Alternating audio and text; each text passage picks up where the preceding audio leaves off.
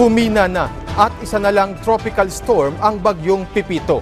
Inaasahang lalabas na rin yan ng Philippine Area of Responsibility o PAR ngayong hapon. Pero may ilang lugar pa rin ang posibleng ulanin. Ang update ng bagyo, alamin natin mula kay Pag-asa Weather Specialist Glyza Esculiar. Magandang umaga po, Miss Glyza.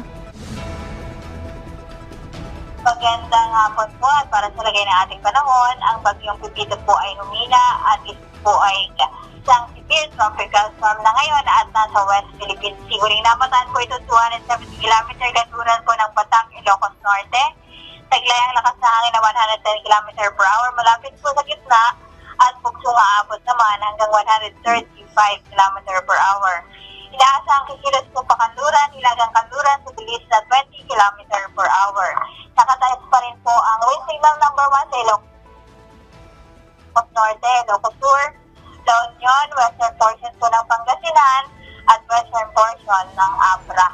Samantala po, meron pa rin pong advisory or weather advisory dito po sa Batanes. Asahan pa rin po doon ang katamtaman hanggang sa malalakas na mga pagulan.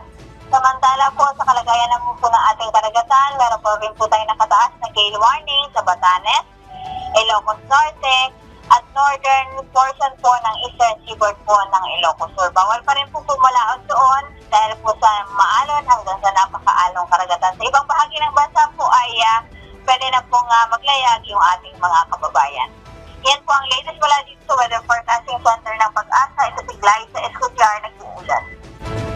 Maraming salamat at magandang tanghali, Glyza Esculiar.